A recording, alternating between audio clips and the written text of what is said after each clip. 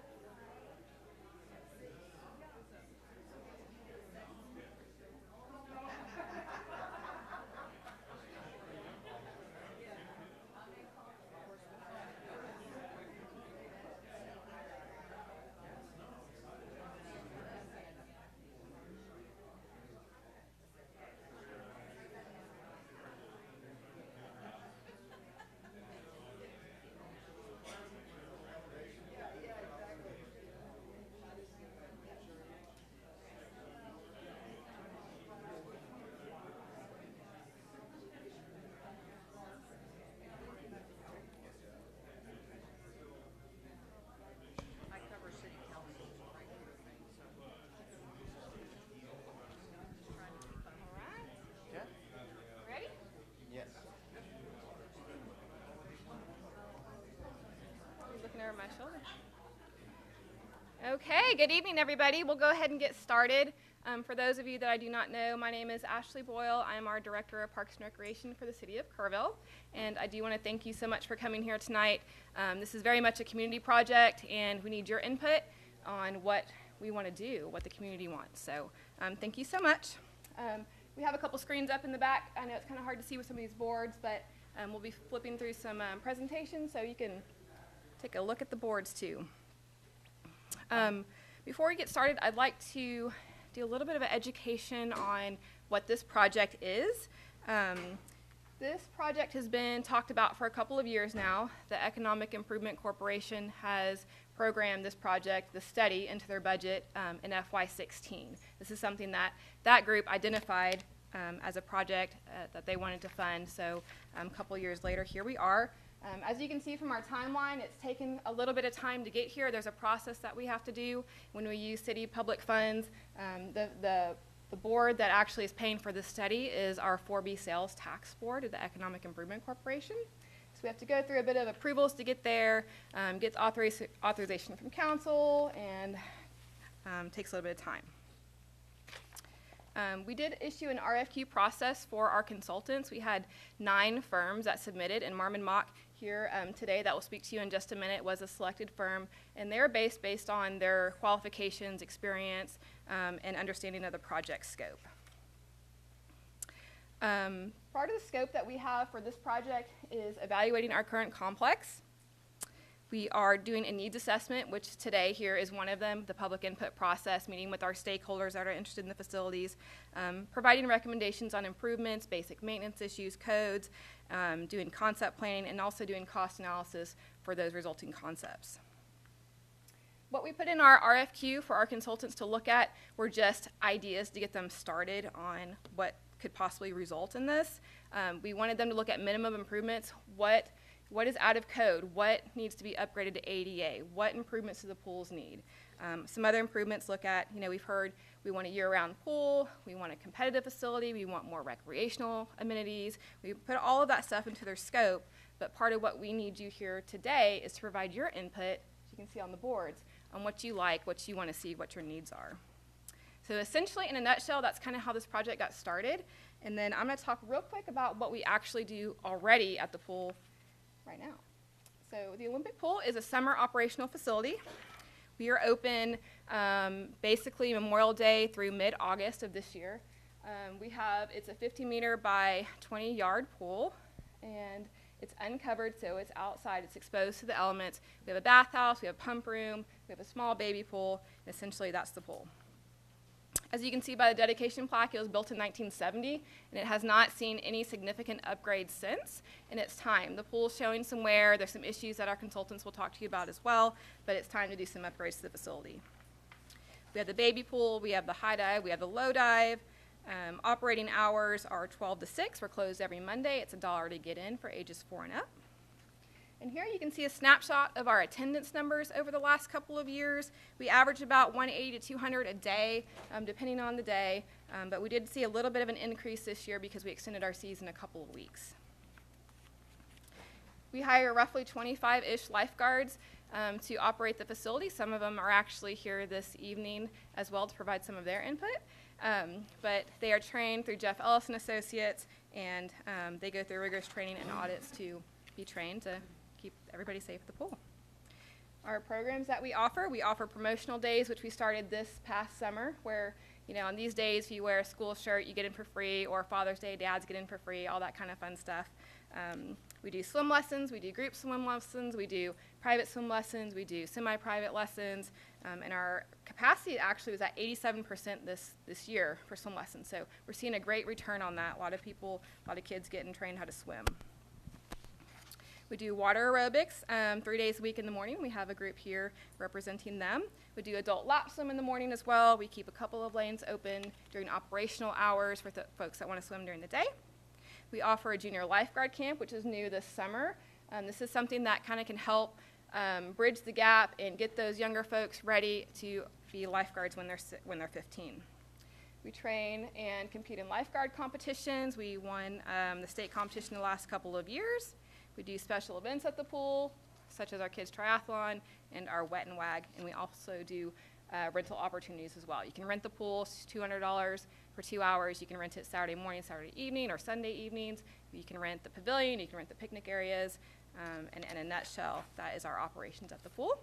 At this time, I'll turn it over to our consultants. We have Sean and we have Greg, and I'll turn it over to you. Thank y'all so much for coming out. We're going to queue up a second PowerPoint presentation, and as we do that, just a couple of logistics items. Number one, we're here to gain your input tonight. We want to hear what you have to say. So we're going to facilitate that input through a couple of methods. And at any time during the presentation, if you'd like to get up and jot some notes down, and there are some pens and some sticky notes here. We're going to actually have a formal part of the presentation where we ask you to do that. But feel free to give us your thoughts, because that's what we want to hear tonight. The other part of what we're going to do is give you a little information. All right? We're going to educate a little bit about what's the state of the Olympic pool, not only from an operational hours standpoint, but from a physical standpoint. What shape is it in? Equipment, and the tank itself, facilities around it. So we're going to give you that information. But it's background towards what should we do moving forward with Olympic pool. That's the basis. Okay.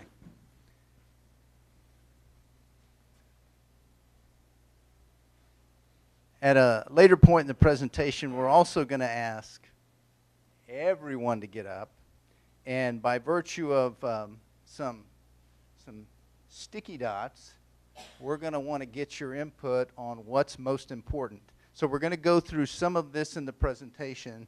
You can be thinking about what your priorities are, but what is most important to you. First, the assessment. What shape is the pool in? What have we observed there? Just a couple other notes. Sean and I are both architects, and we specialize in aquatics and recreation facilities. That's what we do. And we don't do schools. We don't do other facilities. This is what we do, recreation facilities. And we're working with an engineer who's a national specialist in pools and pool engineered systems. All right, Sean? Perfect.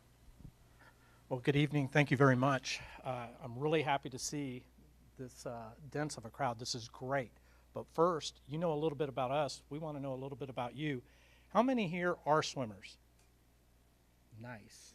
Okay. How many are from a university and swimmers? Okay. How many from a university first? Anybody else from a high school? Okay. How many are currently in some kind of aquatics program? That's good. That's great demographic. That's what we want to hear. Keep that up. That's what we want to hear. That's exactly what we want to address. That's good to hear. Thank you. All right, well, good, good. So in the assessment, yes, thank you, sir. What we have is we've done not just the pool itself proper. We looked at the site, the parking, how do you access. We also looked at the building infrastructure, and some other different levels I'll get into, and then the pool proper and its mechanical system. And so if we start from the site, your parking's in good shape. Depending on where we need to go in the future, we may need to expand it a little, but right now it seems to be satisfied. Is that a true comment for everybody during the summer? Okay, that's what we feel based on the count and what historically what we find on this size of a facility. Access to the site we feel is in shape. It's in good shape. It does what it needs to do. It doesn't have any accessibility issues to that point. Then we have site lighting. Site lighting good for you guys? But you're not there in the evenings, right? Right. So that's why it's in good shape. Surface drainage. We do see a couple of things there, and I would assume a lot of you guys, when you see the summer rains come in, the deluge of water, that the front steps leading into there tends to have a little bit of an issue. That can be resolved. Takes money, but that's one of the issues we found. And then there's some accessibility issues. So overall, parking coming into the facility is fine. You don't have any. There's no issues there. Greg, if we can go to the next slide, sir. So the surface drainage, here it is. I think a lot of you guys understand where that's coming from. If you have, I'm going to get into something very specific now. If you go into site around the pool, you have these kind of picnic areas. Everybody can get to them except for somebody in a wheelchair. It's not accessible. So unless you provide one that's accessible, but right now, if we consider those remote locations as the only, then you have an issue. You do have a covered area that could be treated as an accessible location, but these more remote ones are not. So there's a fine line on whether that's truly inaccessible at this point. But for those specific, Greg, the next one, please.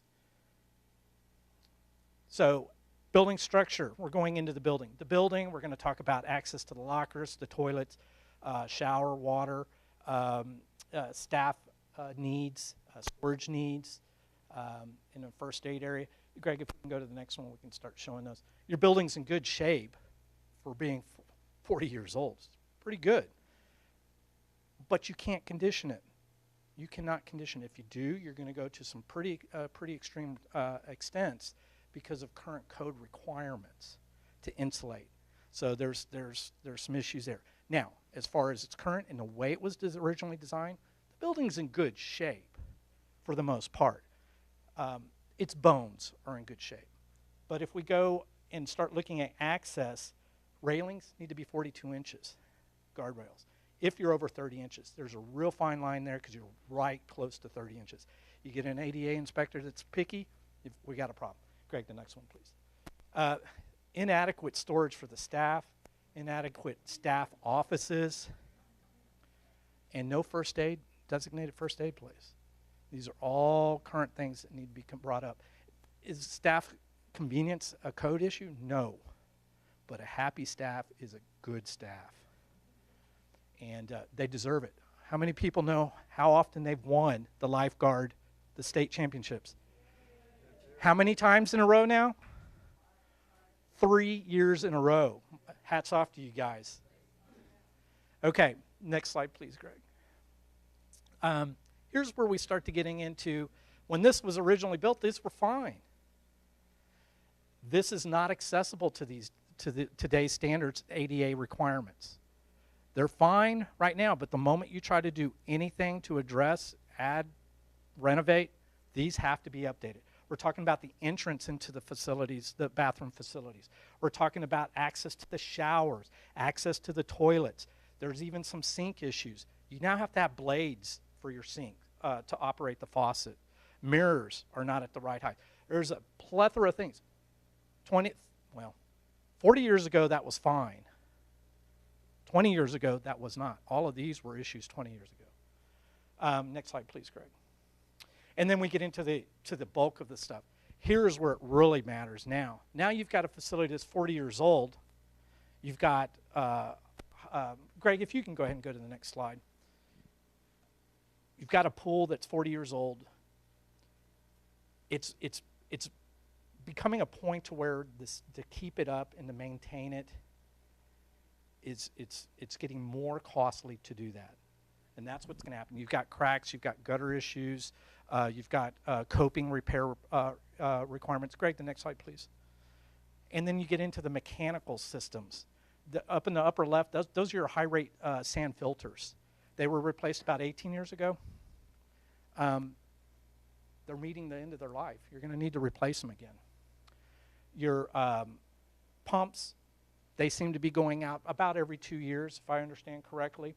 That's probably going to be contributed mostly to corrosion for that quick of a rate of having to replace them. Adequate pool pump pit requirements, chemical storage requirements.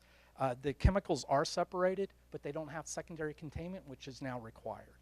And that's a big deal. You cannot mix those two, which is then the system overall, it's aging. It's going to start and continue to cost more and more to replace and correct these and fix these. So, Greg, the next slide is, I believe, the summary. The need for maintenance. That is going to continue, and it's going to become a burden and a heavier burden every day. The need for replacement of major pool equipment components, basically that's kind of a mirror of the maintenance. Maintenance can be the building itself, but then the maintenance and replacement of components. The code and accessibility issues that I've just mentioned, none of those are good. You don't want patrons that cannot access the facilities. And then and then the growing demand for aquatic programs. 40 years ago, programs were completely different than what they are now. This pool does not address that anymore. And they know that. That's why they're asked us to help come to you and deliver that message. They do not meet the programs that are the trends and where things are and where they've been for a while. The pool served a great life. It's done well. But it's at a point where the programs do not meet your needs. And I think a lot of people would probably agree with that. Greg? Then so part of, we're going to talk about some focus groups and some potential users. These are a couple of groups that we met with prior to coming to you guys today. As you can see at the Dietert Center, the Kerrville Independent School District, Schreiner University, I believe we've got the school district and Schreiner here representing. Dieter,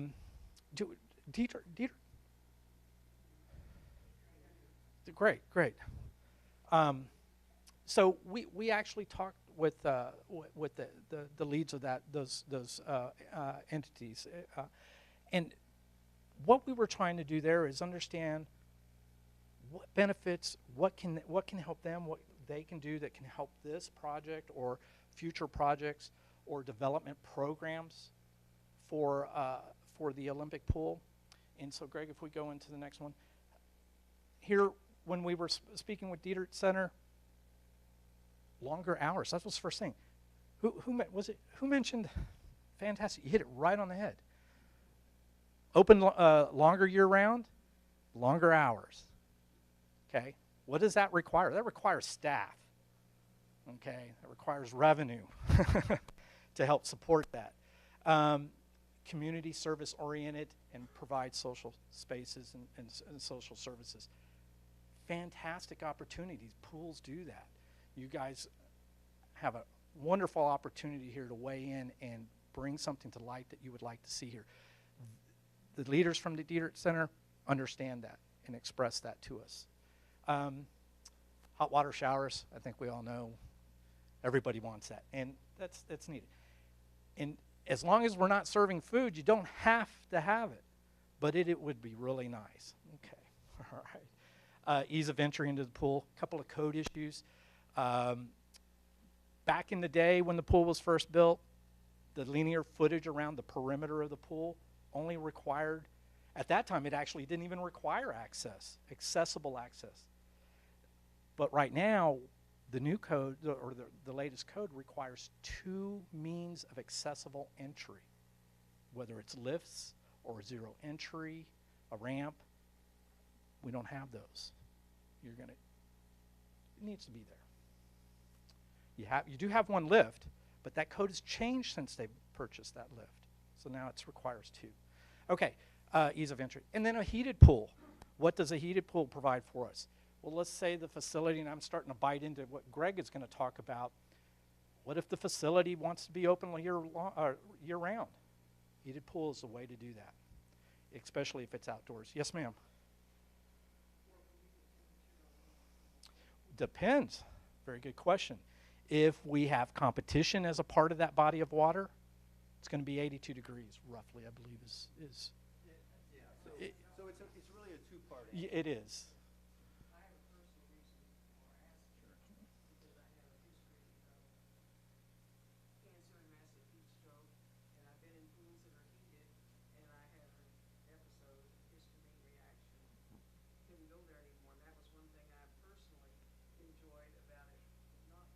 Heated, okay. I was only there for the summertime. Right. So that was Understandable. Now, it's not going to be the sauna temperatures. Yes, ma'am. Here, absolutely. Okay, so that's the feedback we've received from them. Okay, Greg, the next one. Kerrville ISD. Do you guys have a swim team yet? We need the facilities, right? Okay. Well, believe me, the district has mentioned that you guys would like to, develop something. You're very interested in that. Not only just a swim and dive team, but some kind of aquatics program overall for the students. That's the biggest thing we walked away from that. We understand that. Could the pool be indoors or outdoors? We've seen several districts that have outdoor pools. It's fantastic. It's fine. It works just fine. But if we did do something like that, it would be heated. Okay. Greg, next one, please. Schreiner University, very same thing. They would like, and they can draw, they can bring in the athletes, but there's no facility near. Closest one is Fredericksburg, right? So that's the biggest issue.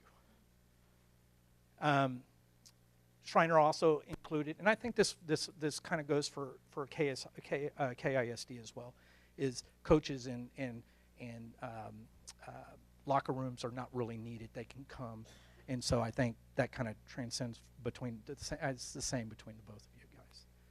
So those are the biggest things. So indoor, outdoor, heated, they can develop a program. Would be nice if facilities could become available. They're also talked about sharing the ability to provide and help staff it. That's a big deal, so that would help as well. Okay, great. I believe that's it. So again, what we are doing tonight is giving you some information, as Sean just did, and we're listening to what you have to say. What we're not doing tonight is bringing a design solution, because we really need to know what you're interested in detail before we give you a design solution. But we do want to give you the framework for what we think we're going to look at to get to design solution. So that's what these diagrams are. And they're concepts, they're ideas, they're not design solutions. And we talk to the 3 user groups because we know if we look at different options, there is already an expressed interest from those groups about participating in a pool or a facility, right? And we will seek out and talk to some other groups as they make themselves known. Okay, so let me just walk you through these options. We know at this point you're going to need to invest something in just running this pool, right? Almost 20 years of life cycle on the equipment. You're going to have to invest in new filtration equipment. Plus, the standards have changed, right, for sanitization or keeping the water clean. So we're going to have to invest in that. There's some issues associated with the pool tank and the structure. We're going to have to invest in making sure that those are taken care of. And then things have changed in aquatics. We've got a lot of things that we pinned up back behind us about what new things are happening now in the 40 years that this pool was built. And what are some of those things that you'd like to do, knowing that if we're already making some level of investment, how much more do we want to make to bring it up to speed with what others are doing around the state and around the country? So diagram 1, you see on the screen, and it's actually the first board over here, suggests that, okay, if we did nothing else, in first option, we're going to upgrade this equipment. We're going to take care of the ADA issues that Sean talked about, where wheelchairs and other mobility impaired individuals can get to things, right? Everybody, this needs to be inclusive. Everybody gets to use the pool. Not just from an age standpoint, but from an access standpoint. Also, the kiddie pool. You have a separate body of water for the kiddie pool. And right now, it's also inaccessible for mobility impaired. So all of that needs to be addressed, and that we will ultimately put a number on to put a price on that. Okay? Option 2.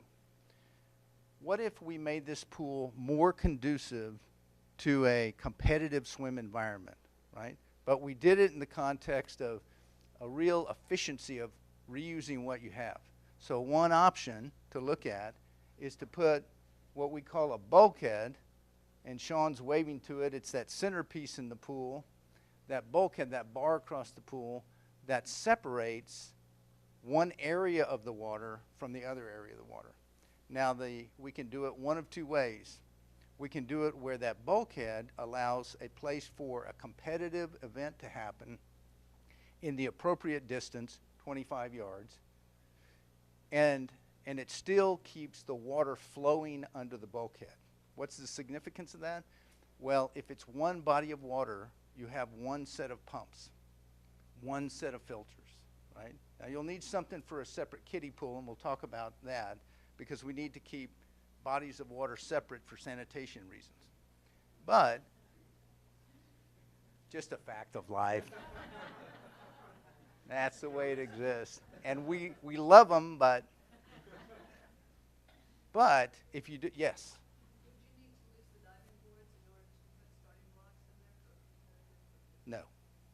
No, we can adjust the diving boards where they could be removable and replaced. Now, this diagram suggests that we're showing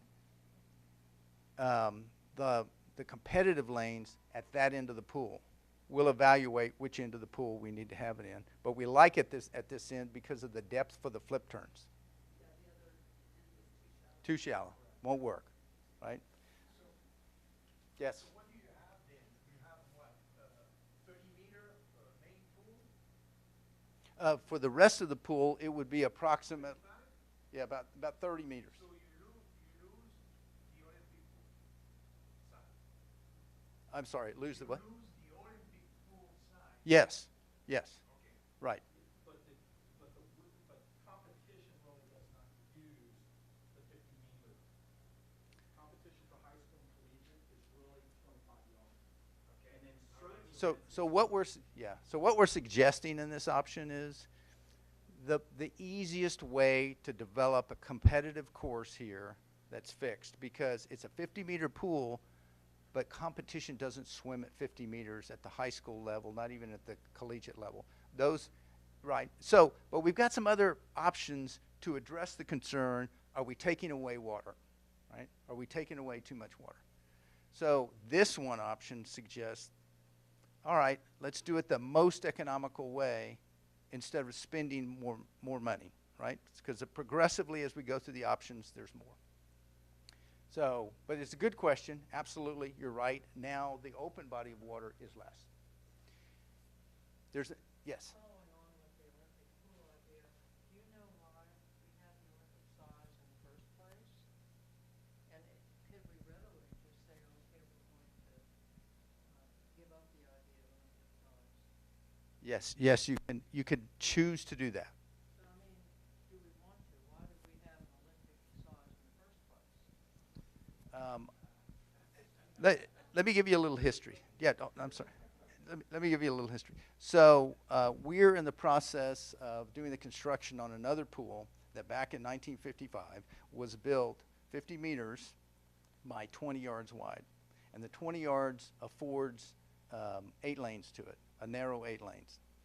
But back then, people didn't know if we were going to go forward and adopt international standards for competition. That hasn't happened. So the swim industry and swim programs haven't adopted the metric dimensions that are swum at the international level. So there were these pools built 40 and 50 years ago that tried to anticipate that, but that's not what we're doing today. So what we're doing today is yards. That's universally standard, and that's what we're suggesting that, at least as an option, we look at doing. Yes, did you have a question? No, I was just going to say that. Yeah, That was right, what I grew up swimming in was a 50-meter right. pool because they built them.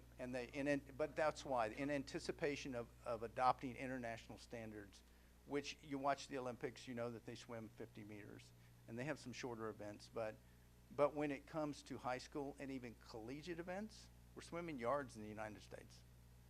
Yes. In that option, where are the observers? Where are the parents? And yes, we have other options that do a better job of addressing that, but this option suggests that, and again, the most basic approach to getting competitive lap lanes in there. And let me mention some other. One of the trends, and these are reflections of trends across the country and the state. These are going on in other places. These happen to be more associated with facilities. On that board over there, and another one that we'll put here, but let's look over here, those are activities. So this is built, and this is what people want to do, and we're going to ask you to react to both of those. But one of the trends is people are swimming recreationally, lap swimming, for health and fitness more. That's going on. So if we set up lanes with a body of water for lap swimming that are based on competitive lap swimming, they can also accommodate recreational lap swimming for health and wellness, right? Now, we need to see what everybody's level of interest in developing the number of bodies of water and the right configuration for them, right? So how much water do we want? What's the configuration to accommodate all the programs and all the activities? Okay, I described this option with a bulkhead where the water was continuous. Now, there are some good things about that, and then there's some limiting things. There was a question earlier about water temperature. If you have one body of water, you have one temperature of water. That bulkhead can be constructed as a fixed bulkhead and actually separate those two bodies of water.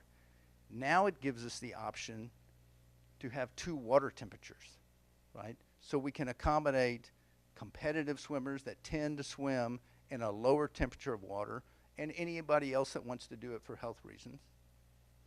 And we have a recreational side of the water that can be a higher water temperature both for general recreation, water exercise, other programs that are more conducive in a higher temperature of water. So that's a benefit to doing a bulkhead that separates the water. Yes? You have the same number of pumps and everything? No, no. So with every time you have a body of water, you're going to invest in some additional filtration systems. But the idea is, what is the value to everybody to expand the program, right? Expand the space that allows more people to participate in the water you have. Good question. Could one end be heated and the other end open? Yes. One end closed and one open? That is possible. But I think what we would see is there would be enough demand throughout the year for recreation that will certainly want to control the temperature there. And if there was enough demand for competitive lanes, that we'd also want to control the temperature there so we could go deeper into a swim season chronologically, right? Deeper into the swim season and allow that to be used more months out of the year, possibly 12. Yes?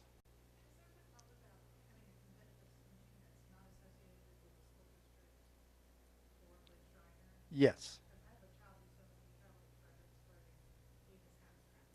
Right. So another trend that you're part of is the raised interest in club swimming, right? And that is a national trend. More children, including my grandchildren, are involved in club swimming now, right? Yes? And additionally in U.S. Master Studies, so Right. anything an older adult wants to swim and structured coach students. Right. Yeah. So I just think for everybody's benefit, maybe we can just jot some of these programs down to remind everybody about club swimming, masters swimming, and all of which can participate in environments like these and make better use of the pool. Yes. What was that? What was that? Triathletes. Right. Would that accommodate the high school or college to have competition with other schools Yes. in that one pool? Yes, it would. So if the pool is built to design standards for competition, then the high school could host meets and the university can host meets, and that does many things for all entities, right? City of Kerrville benefits from that activity. It's exciting. It's great for the kids. It's great for the college students. But the city of Kerrville benefits too. Because now you're bringing people in who will patronize businesses, and if the meet is substantial enough and the facility can host it, they're eating at the restaurants, they're renting hotel rooms, and it's a benefit for the city of Kerrville. Okay, you good, Sean? Yes. Yeah, if you want to, we have good light on this one if you want to tack them up there. Okay. Okay. Option, and this is a pictorial of another facility that our team has done where there's a bulkhead in the pool, right? Open body of water. Option number 3. So rather than just have the area, and it's labeled D, it's kind of light, I'm not sure you can read it completely. Sean, if you'll point to it. Yeah, this is not going to read. Okay. So the orange piece, where the lap lanes are. So that's still the competitive 25-yard length. And the other body of water is approximately the 35-yard dimension. I'm sorry, the 25-yard dimension. Yep, here's 25, Yeah. and here's the remaining. And that bulkhead, incidentally, can be built to a width where we can still get 25 yards on both sides of that bulkhead. So even if you're a recreational swimmer or you're training and you want to swim 25 yards, but there's an organized event going on one side, you can still swim recreationally at the same dimension if the bulkhead is designed that way. So we could do that. But the other side of the pool is generally then for recreation. And are there any other features in the pool that you'd like to see that would facilitate recreation? And we're going to ask you to take a closer look at some of them and come up and give us some ideas about what you like, what you may not like. And what we're suggesting in diagram 3 is that we improve the building, we improve the filters, just like we're doing in option 1. We make a 25-yard course just like we're doing in option 3, but now option 2. But now in option 3, we're adding features to the recreation side of the pool that will still let it be a 25-yard course for recreational swimming, but it might have something like a slide. There might be something like a lazy river. And I'm using terms that you may not know what those are, but once you get up and walk around, you can take a look at it. Everybody probably knows what a water slide is, but a lazy river is a channel that might meander around its own course.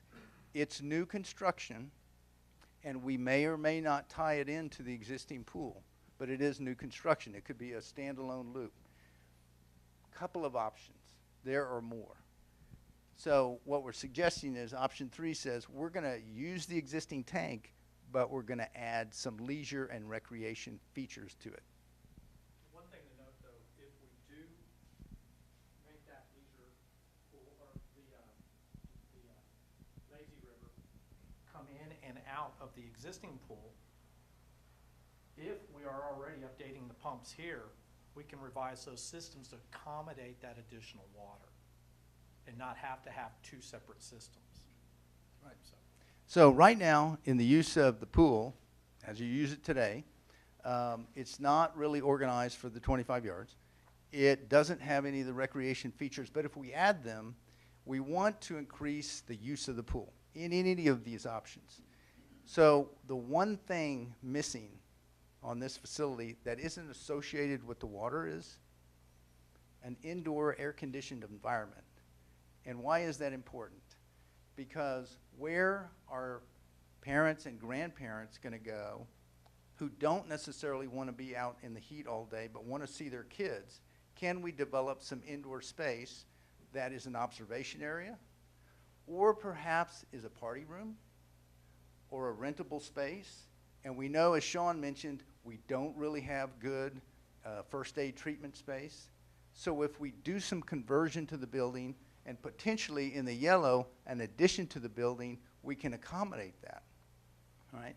So it would allow someone to be indoors and observe, or rent a room, or it could be a hospitality room at a swim meet.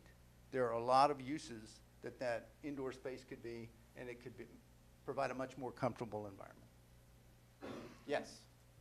By adding F, you change the use of B. We are going to have to affect the configuration of B, but we'll probably still have showers, lockers to some extent, offices for the staff. So those functions will still be there. We're just going to have to change the configuration because we have some accessibility issues. And yeah. And it may be the area where B is, where the bathrooms are, maybe those offices actually move to the conditioned side, and then allows us that room that you need for accessible access to the locker and showers, and accommodate the space that will require. That'll help that. So there's so many different options, but at the end of the day, we need your feedback on what you would like to see. So, Right. Yes. While thinking about all of this, I'm looking at the diagram, but if we start going into competitive swimming, especially with the high school and college level, that parking lot is also going to have to be addressed. Yes.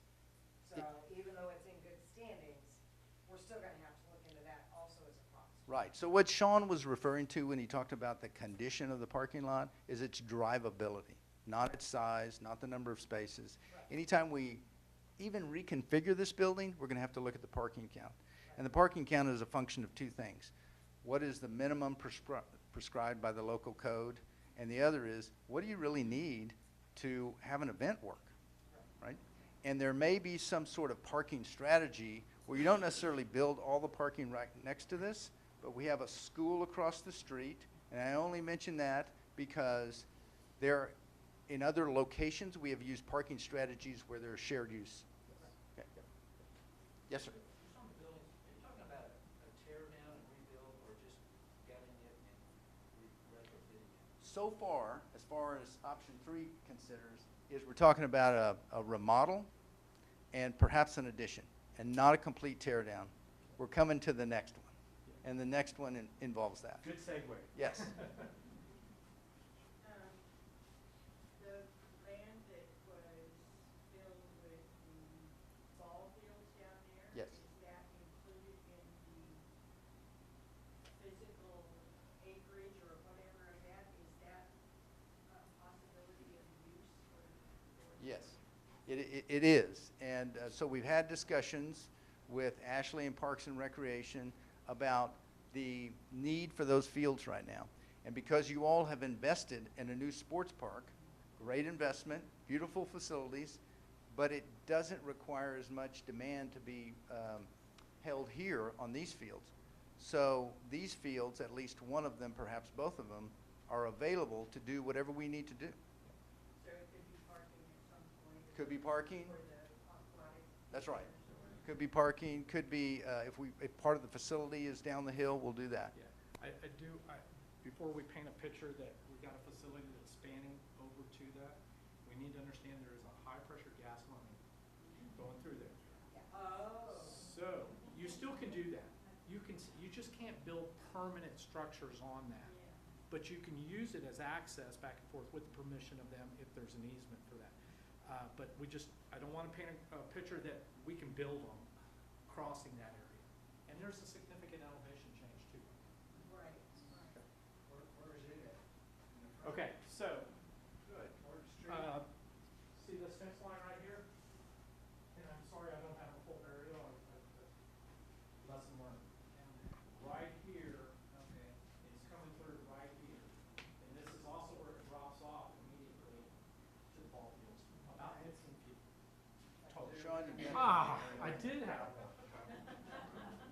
So here's that fence line that was just, you could see, there's the terminal for the gas, it's coming across right here.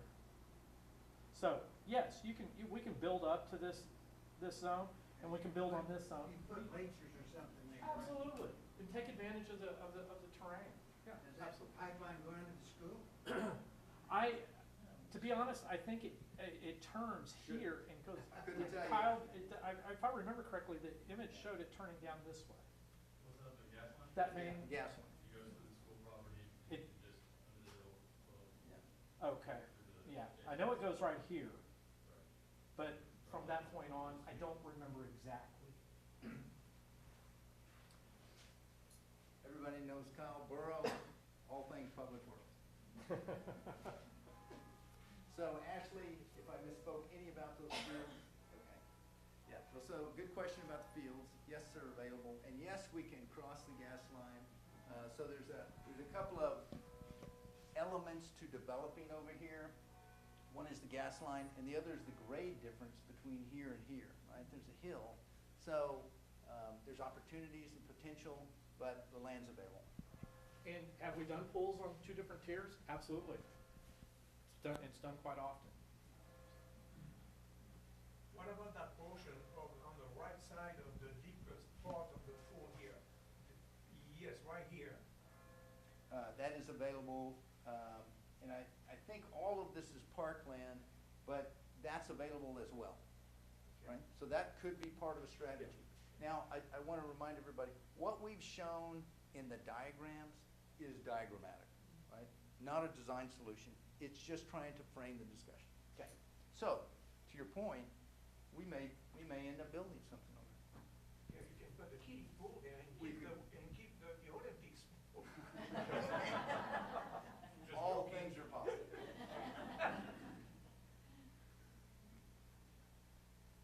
Okay, so here's an example of slides, right? We talked about slides. There are other features. We'll get up and stretch our legs in a minute. Okay. Option number 4. And option number 4 suggests that it's a rebuild. It's a rebuild. We don't try to renovate this building that has mechanical issues and plumbing issues and handicap accessibility issues. We don't necessarily reinvest in that. We say, let's take our money forward and do a new facility. And we do adequate bodies of water, both for competitive swimming and recreational swimming. And we look at what if, to make this a true year-round facility, we put one body of water indoors. Right? So maybe that is the competitive facility. And we put another body of water outdoors. And maybe that's the recreation facility. Now we have 2 water temperatures. And we can still heat the outdoor pool to get it as a year-round facility. And we still have toilet rooms and offices and locker rooms, full complement, but we just invested in those. And adequate parking. And then supporting images. So perhaps a facility would be 25 yards by 25 meters, which is a common pool, and it affords more lap lanes in both directions. Right? And in this particular image, they also have the high school 1 meter, 3 meter dive platform, springboards. So in option number 4, the orange circle off to the side would be some configuration, perhaps something like this, in a recreational pool. And not necessarily on that side either. It's just, again, diagrammatic to suggest what components are there. And then one option is you could say, well, what if the you have the indoor features like conditioned space, locker rooms, offices, but both pools are outdoors. That can also happen too. You won't have the benefit of a conditioned space for indoor all year round. You're subject to rain, lightning, and all of that, but you still have 2 new pools. Yes? While you guys were looking at this, did you talk to the CROC in terms of their outdoor year-round usage? We haven't spoken to the CROC staff over there at this time, but we have talked to people who are participants over at CROC, and they told us a little bit about their programs. We're going to talk to them a little further. No, we're going to dive deeper. Yes? You know, I'm sitting here thinking about recreational and competitive, but fitness is kind of in its own category. If you put fitness in with recreational, then, you know, you got all kinds of things going on, whereas fitness is usually left. So how would just having the 2 systems, which one would the fitness people use? The fitness people, by design, I think, are going to use both pools. Both pools. Because even in an indoor, let's say we did an indoor pool that had competitive lanes, the water depth for part of the area could be conducive to an exercise program, right? Because we can actually get adequate depth for competitive swimming in the same area where we could do a water exercise program. Yeah, because that one on the right, I can't see people doing laps for fitness. No. You know, it's recreation. True. sometimes, but it's not. Not in that configuration. Right. But I think in any recreation configuration, whether we made use of your existing pool or we did something new, the pool on the right would have lap lanes. Okay, that's where exactly what you're saying is we want you to come over here and say, I need that. I want that. That's what else. Then that tells us what this finally will look like down the road.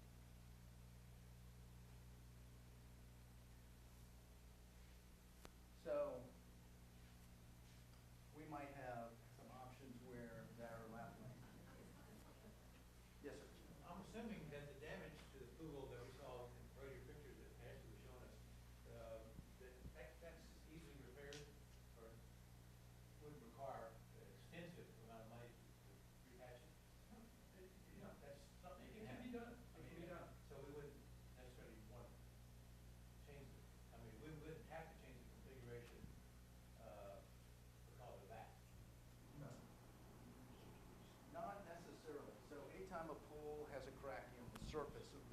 see, it's going to compromise the surface where the water is, and you could potentially develop very slow leak there. But what we don't know at that point is the extent of the structural crack that goes through. Because a lot of times cracks will reveal themselves not just in the finish of the pool, in this case plaster, but they'll also be in the structure. It may be the case where we can repair the plaster and you could go for years. There's just some unknown about that. It's really a shot in the dark. Once you dive into it, you start cracking, and you turn into it's just not. Master swimmer. Yes. Great. The other item. No, we covered it. We covered it. I was gonna, you got to it. Okay, I'm going to go through some of these national trends that we're seeing in aquatics. And, yeah. So, as we talked about, swimming for fitness, having lap lanes just for recreational and fitness swimming. Diving, both diving potentially for competition, but also for recreation with what you have now.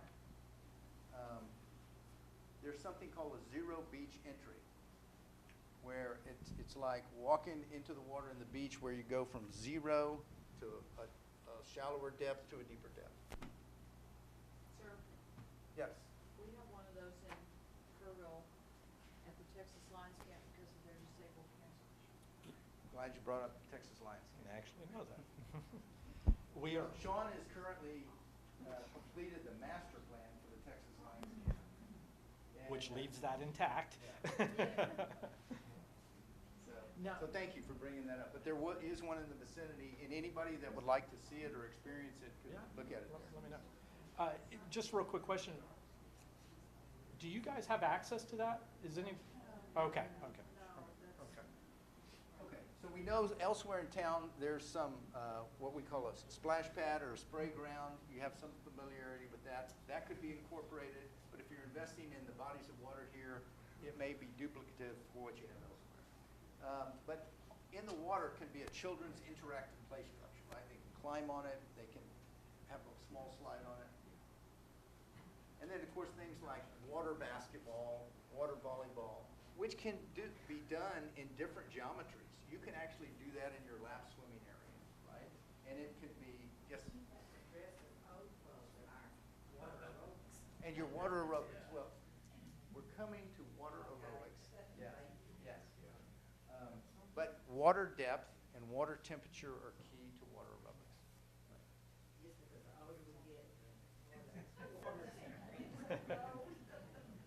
Which may be one more motivation to make sure we get a heated pool, perhaps an indoor pool. Yes. Schools would be interested in the water volleyball and basketball. Absolutely. It's the students Should be incorporated in their program, I would think. Right. And recreation side as well. So there are other features. You could put a climbing wall next to the pool. That's being done now. You have a separate kiddie pool. You have that now. It could be enhanced where it has actual play features in the pool. The water depth is appropriate. There's something called a vortex where the water spins around. And you see the circular diagram or image in the lower right. The water spins around like that. Yes. The fluid dynamics are similar, but that's it.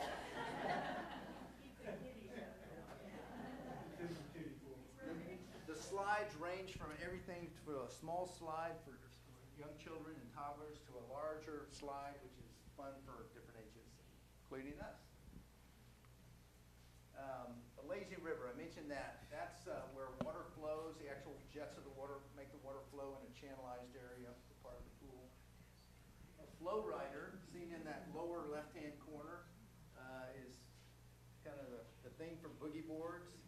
That is a much greater investment.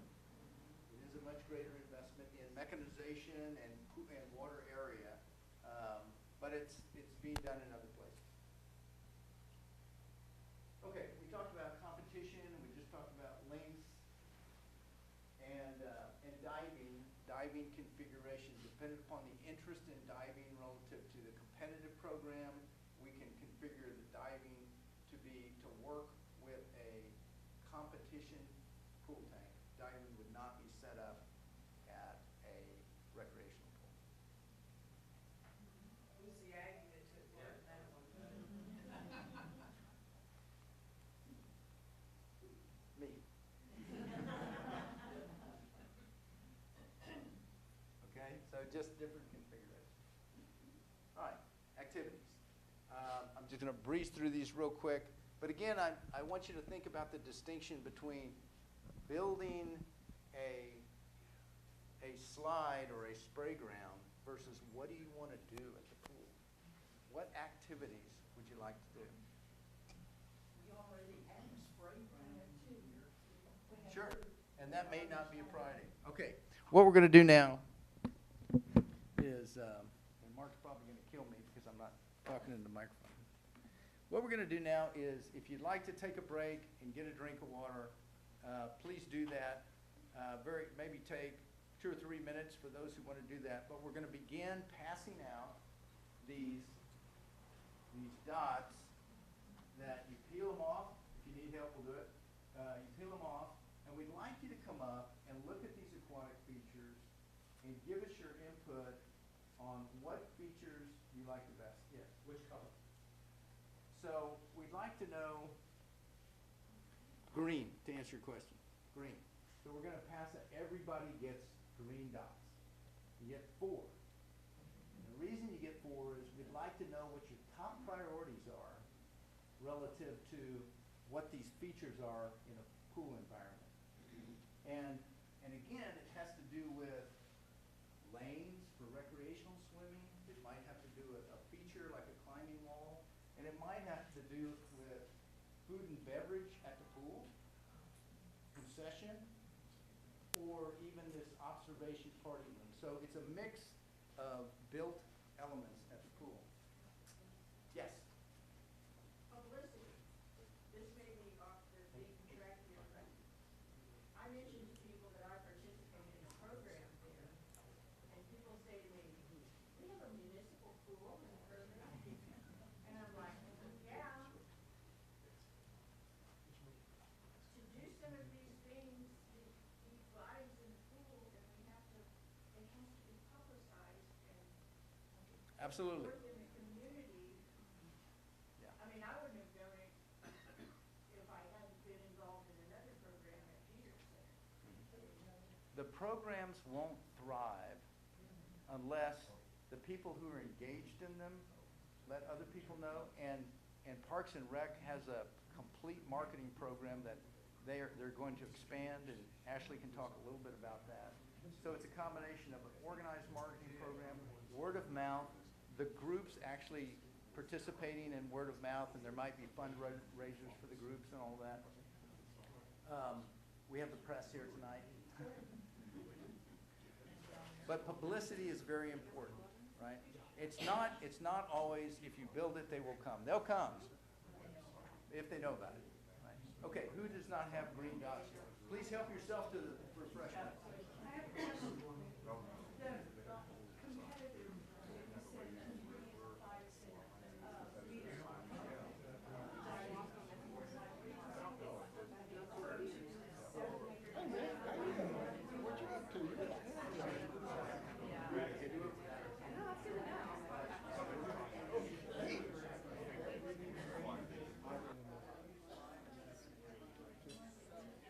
Been worthless and now I figured let it grow.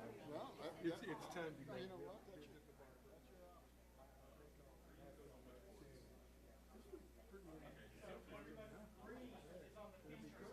Excuse me, one point of order. Thank you. I'm sorry to interrupt.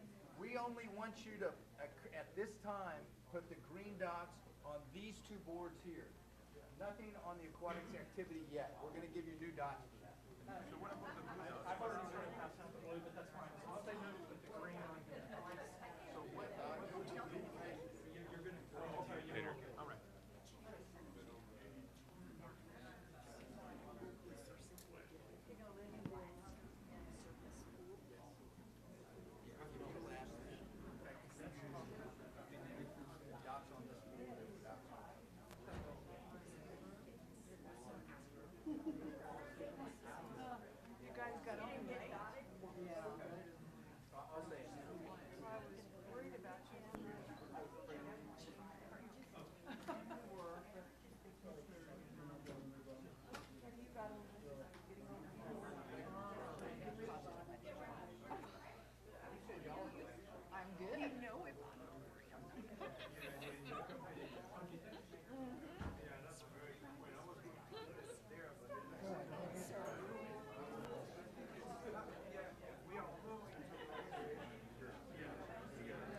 Guess what? I checked the Secretary of State's office, 16.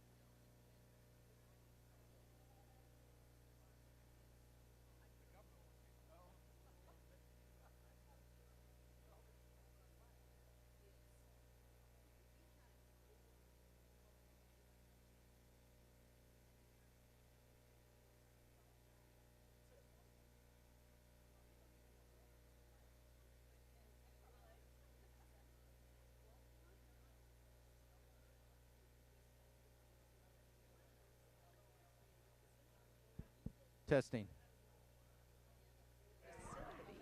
Then, if you're going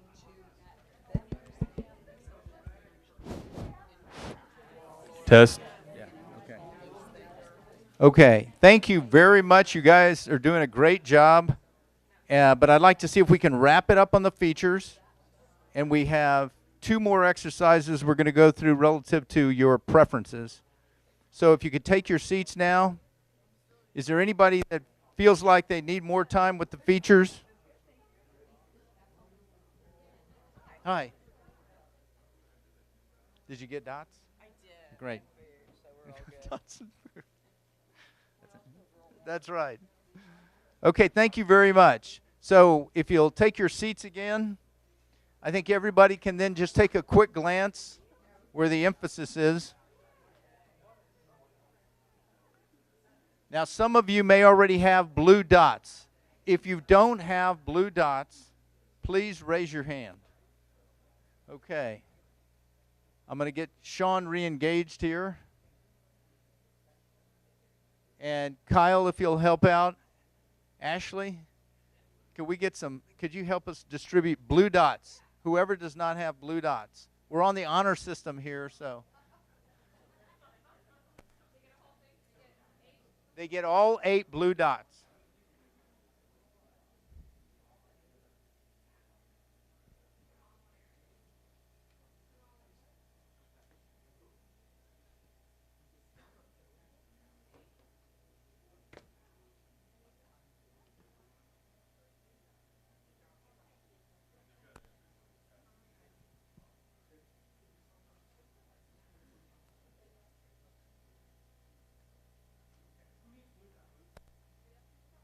Does everybody have blue dots? Okay, so for the next exercise, what we'd like to know is, in terms of what you would do at the pool, we've actually given you more blue dots because we think your interests are going to be diverse, and it's more important to see all of the things you're going to do here versus exactly where your priorities are. This board and this board are the same.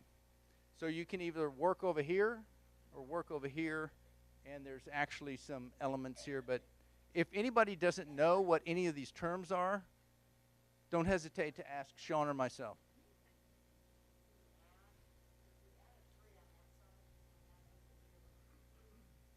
You can distribute your dots however you like. Yeah. However you like. You can. Yes. Yeah, but only blue dots on the activities board, please. Yeah, leave the green dots for the features and the blue dots here. But if you want to put 1 dot on all these, do it. If you want to put 8 dots on one, do that. We've got to start on that. We've got to start on that. Although this show's competitive, I did put up here would like indoor. Now, Okay. yeah, let me. I think where we're going to capture that Okay. is we have option number 4 of the diagrams is an indoor pool.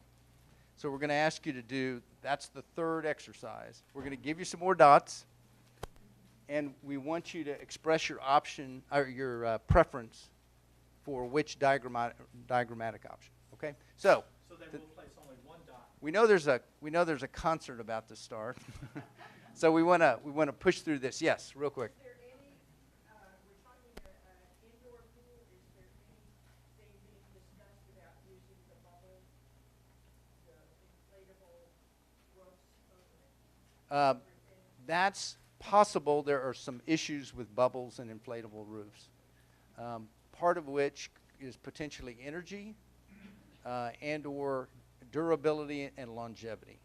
Okay, so not out of the question, but it may not be the best investment for an indoor situation. Okay, all right. Potentially retractable covers. That's part of the detail of the design that would be investigated later. Okay, but part of why you do the retractable roof is for indoor air quality. And so there are different strategies for that. Okay, Yes.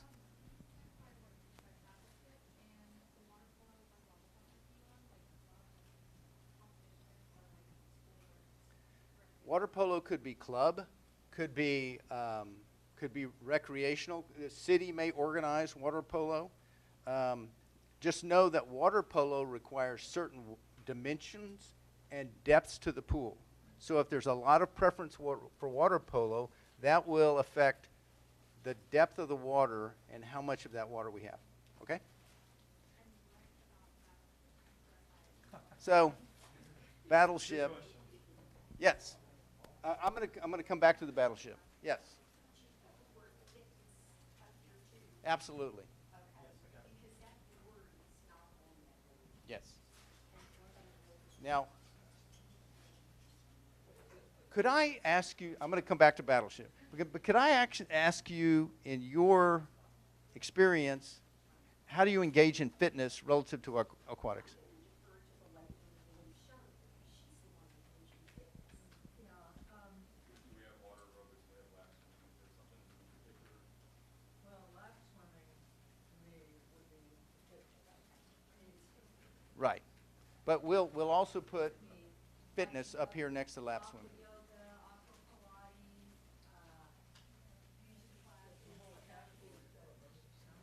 And so with aqua yoga, aqua Pilates, we're rolling that under water aerobics. Now I know aerobics is but from a general term. So we're gonna scratch through here and put water exercise. Okay? On the battleship. So battleship, and you need to, if you're really interested, look at this photo. If you have a large enough body of water and the right depth, then you can actually get canoes on the water, and that's what happens in that photo. And you have member teams in there, 3 or 4 member teams. And the goal of battleship is to take your buckets, scoop water out of the pool, sidle up to the next canoe, and pour the bucket of water in there until your competitor is in the water. So you could say it's water rugby, but that's what battleship is. Okay, if you're ready, get your blue dots and give us your preferences for activities, please. Thank you.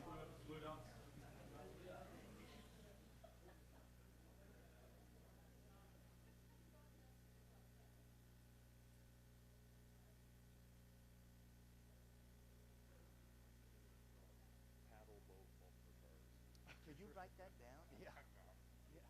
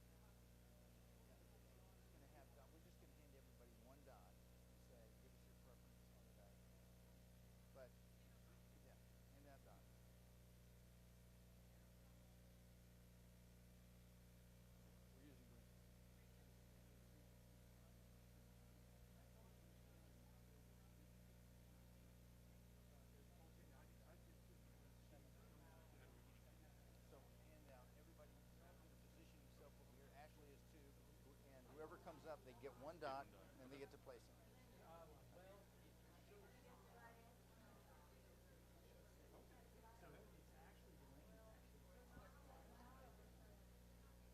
Okay, everybody. 2 minutes. 2 minutes.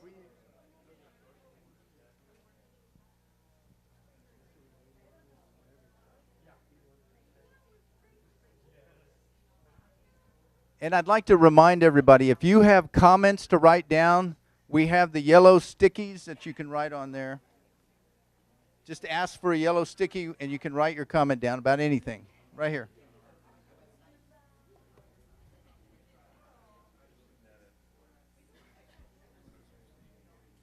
Okay. You're welcome. We have one last preference that we'd like you to express. You get 1 dot. And that 1 dot will be placed on whichever option you think you would like to see developed. 1 dot. So if you're ready, we're going to pass out dots as you come up here, and you can place your dot.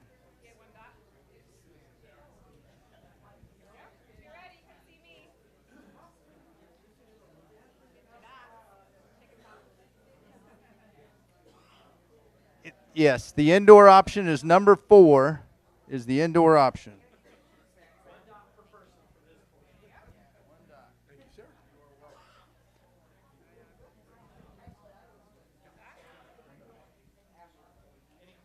Come up and use one dot.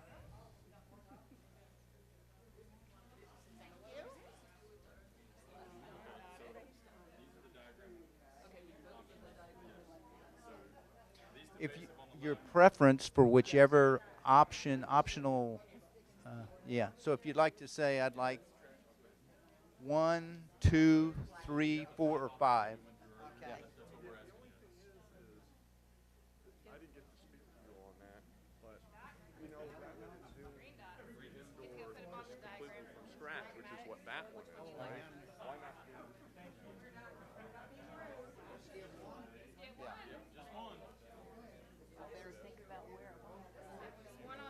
bulkhead in? That may be a sub-option.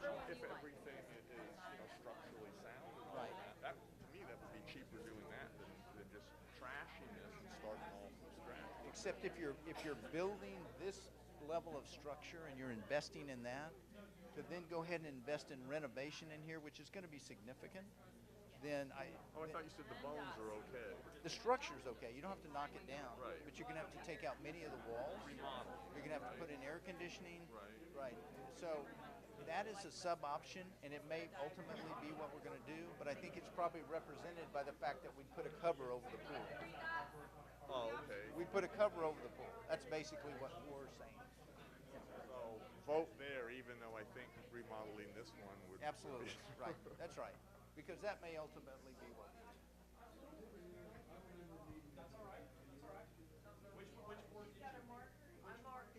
Got a dot? Thank you. Would you like a dot? Good. Great. Get a dot? Dot it up. Okay. Everybody all dotted up? Okay, thanks.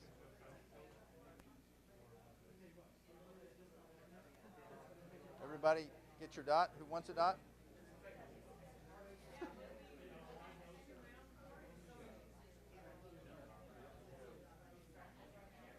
No. We're going to ask that you use 1 dot for the, yeah. Okay. 1 dot. Yeah. So this is a preference on which option on the diagram. Okay. Yeah. Monica, do you use 1 dot? Which option on the program? If you, yeah, on the diagrams. Did you put your 1 dot? I did. Did you get to place it? Shriner does have a pool. Right, and it's because it's not a true 8-lane recreation. Competitive pool. I thought it was. Yeah. Yeah. So when we talked to them, they expressed an interest in being part of this pool. Did you get a chance to? Okay. You okay? Okay.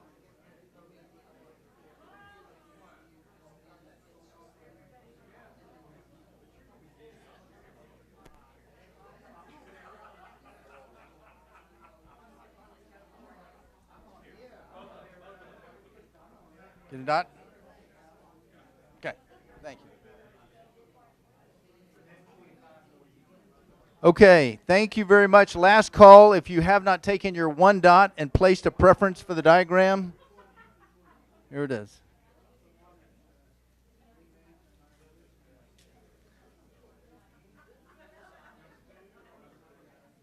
All right, we're ready to wrap up.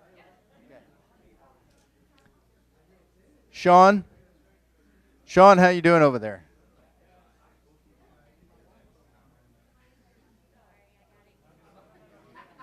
Oh, that's all right.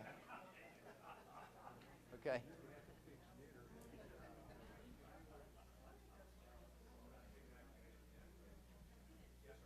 Okay. We are ready to wrap up. So thank you very much for your participation. As you can see, there's a lot to think about with the pool relative to what you want to do and the features you want to have. And not all of this is completely black and white, but what you've done is given us a look at your preferences. And we are considering you, at least in part, if not the strongest voice in Kerrville for the aquatics program by virtue of your presence here tonight, but at least in part. So we're going to go back and we're going to summarize these and bring some notes back to the city. Yes? Okay.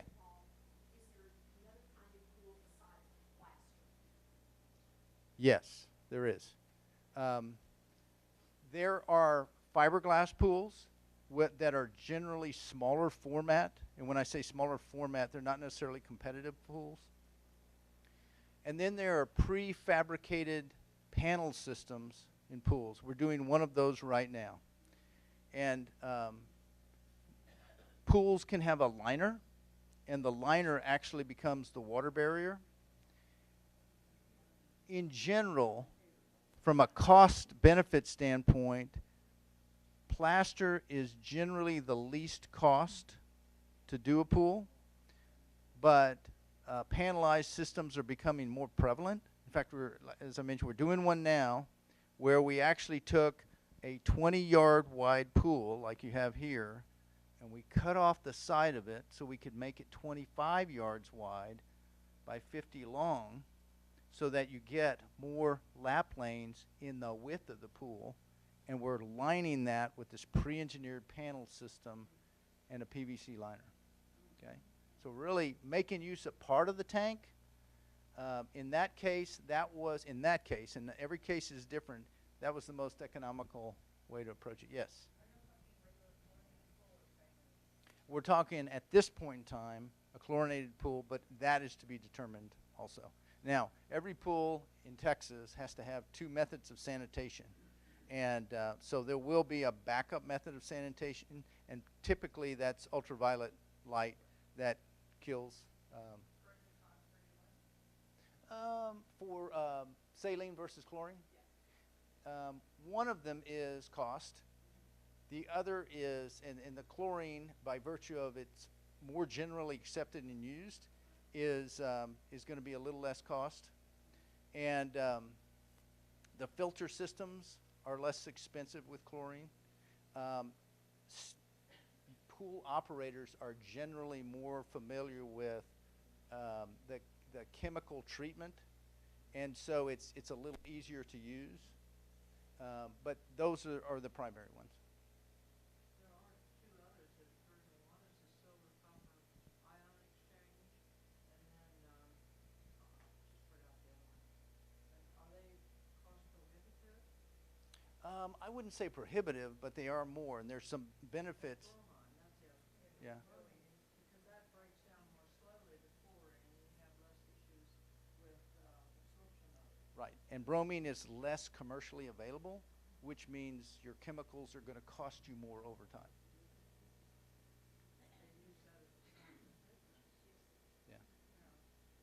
Yeah, and it depends on the body of water. If it's a smaller body of water, and I don't know how big the pool is that's deserved. It's not Olympic size. Right. Yeah. So we would consider bromine, but in terms of general use and industry acceptance chlorine, and then saline, and then bromine, because of the knowledge of how to use the chemicals and the availability of them. Yes.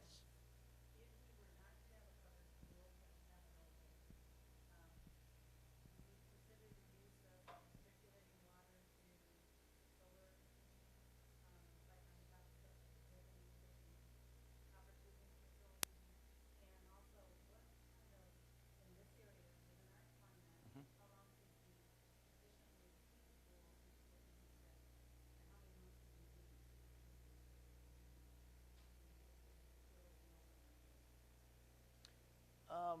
If we heated the pool, it has to do with bather comfort, moving in and out of the pool as much as it does being in the water, right? But it also has to do a little bit with energy costs. So if you enclose the pool, you're going to lose less energy when you heat the pool, right? So it's that life cycle cost, and there will be some expense to either build a new pool, upgrade this pool, and that will be first cost. You're going to have that expense. But the life cycle costs, or the energy that you're going to pay, and the staff costs and all that, that will continue on. Right? So if energy goes up in the life cycle because it's uncovered but it's heated, then you're going to lose. You're going to spend a little more on energy there. Okay. Yes. As we go out here and start talking to people about the possibility Right. of a renovation or a replacement, Right. what year was the Olympic pool built and how much did it cost? Built in 1970. The cost I do know. Yeah. And I think we could find that number or estimate that number, but actually it's not applicable today. Right. And we've gotten 50 years, And you've gotten 50 years out of it. almost 50 years Right. out of it, which is remarkable. Right. It is To remarkable. still be in the shape it's Right. in. Yes. It's been Yeah. well maintained. I think what we're really talking about mostly today, part of it is the facility assessment and the condition of things, but we're talking about what else do you want to do? You're a growing community. You'll continue to grow. What else do you want to do for quality of life and the healthy environment that you're going to provide as the city of Kerrville? Timeline for the next thing that you do. So, Ashley, we're going to complete the study, and then we're going to consider what the scope of the project will be, and it will go before voters as early as. So we're going to have a second town hall meeting, kind of bring up conceptual, so Right. we're looking at kind of mid-November. Right. Based on what we gathered from you tonight. So this will come back to each citizen for an opportunity to make sure that we're headed the right direction. And possibly, depending on the level of extent that we find here, city management will have to determine the budgetary schedule of how we do that. So the short answer is we're going to come back to you in about a month, right? And get your reaction to a more developed set of preferences based on what you expressed tonight and what other entities like the groups we talked to. And then after that, as Kyle said, city leadership will take that input, and if it continues to be strong and you talk amongst yourself in the community, that'll influence in part what we do. Okay. So it's all a matter of money. Everything's a matter of money. Yeah. So let me ask you something. Realistically, your option number 4, Yes. is it a realistic option? I mean, in terms of funding? In terms of funding, that will be up to city leadership to determine. Okay. And, you know, with the general fund budget that this will come out of, grant availability, donations, anything, so that all of that would be taken into consideration when leadership says, okay, this is not going to be feasible to build this facility. We need to make it smaller, or we need to look at alternative options. So yes, But you must really have some sort of an idea in terms of this particular project. this is straight, really just the general layout. The next town hall meeting is when we'll have a little more of an idea. We didn't want to go too heavy recreational or too heavy competition or too much involved with both. If we came in here today and said no competition, then really we take option 1 for example. That's very minimal if we compare it to option 4. And so we didn't want to spend the time of getting into the conceptual phase of that and getting very specific into the range. You may have a general idea of ballpark number. So there's 2 parts to it. There's how much will it cost to do each of the options, and we're gonna put a number to that. And then there's how much appetite does City of Kerrville want?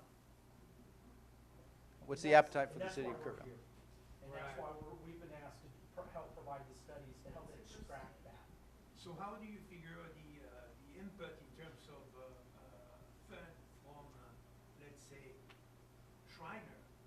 Would Shriner have an input in terms of the cost and the money that has been going to this project, or it just comes only from the city itself, from the budget of the city itself? Right now, as it stands, all options are open. Okay. As a city, we would be more than happy to have any sort of donation, but there's not just the facility construction. There's also the facility management. So the operations, there may be KISD, Shriner, OLH, even Centerpoint, and even some of the outliers that may say, we want to assist with staffing and other alternatives. So that's something So that you we can, look you at. can bring the budget up in having some more outside fund.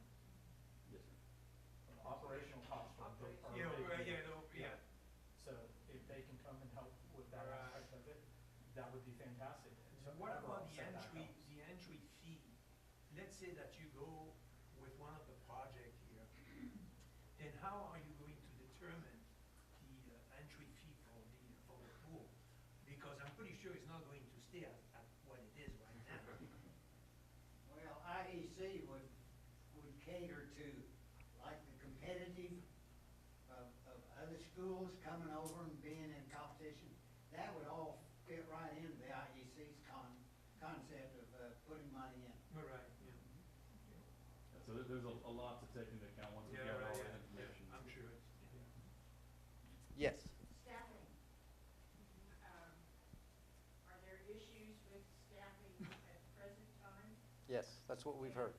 And so, in the future, with improvements and everything, how do you, not you, but how does the increase in staffing come to be? Like, we can't have a target here because there's not enough people to work there, okay?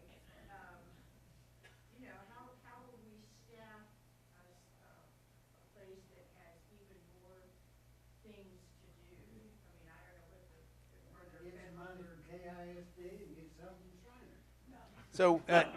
So here's part of the answer, and I'm not going to tell you I can give you the entire answer, but part of the answer. One of the reasons we're talking to these constituent groups like KISD and Shriner is not only because they have program interest, they have programs that may want to exist at the facility. They may perhaps have some participation in either the first cost or the life cycle cost. We don't know. But they also might have participation in human capital too, right? So there are students there. There might be a more formalized program in either the KISD or the university to say, as part of our program, we're going to have students do internship level work. They are life safety certified, and that may be a feeder of human capital to help solve the lifeguard problem. When you have competition swim, when you have swim clubs, you have a base that then become. It builds, and then they become lifeguards, and then that problem goes away. Right, right. So as the facility grows and the program grows, what we're saying here is that when the word gets out, everything will grow, including the desire to be part of a lifeguard program or student worker program or just employee of the Parks and Rec. Yes? Can we get a little bit better publicity or at least multiple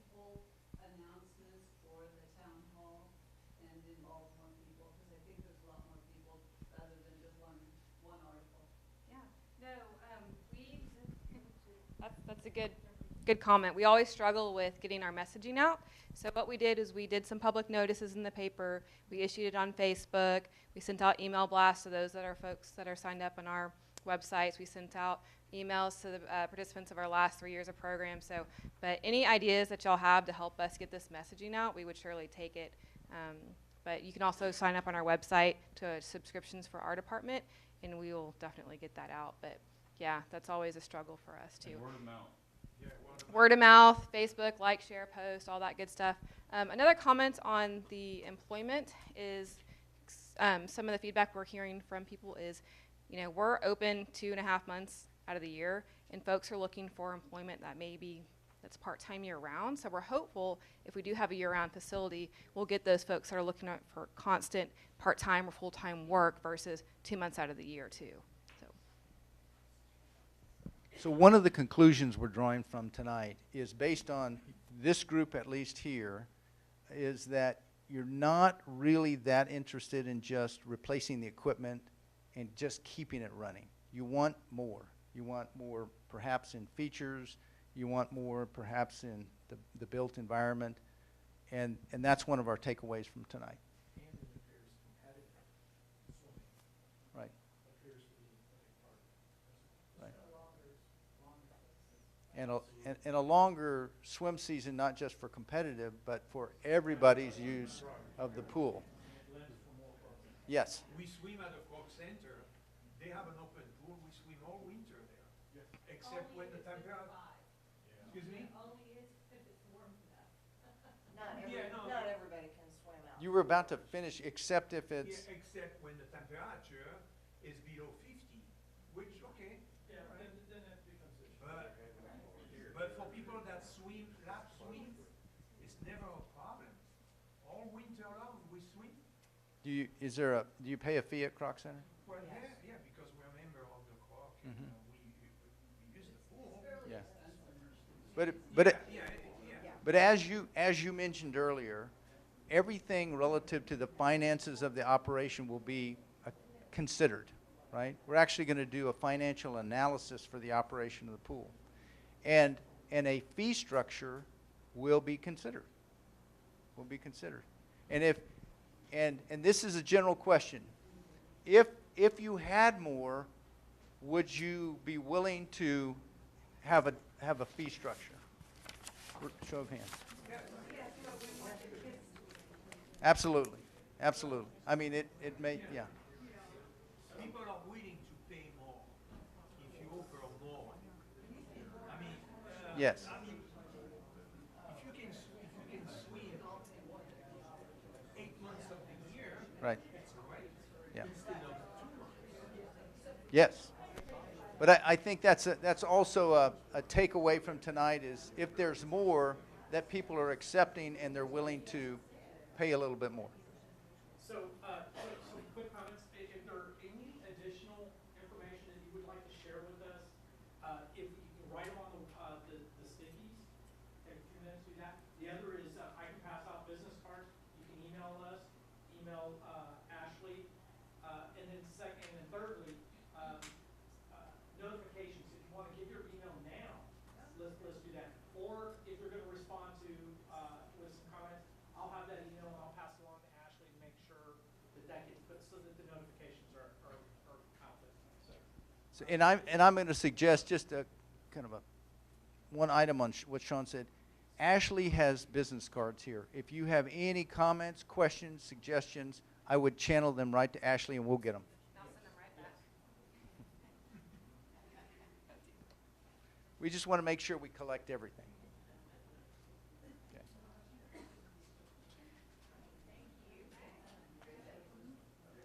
Thank you so much for your participation.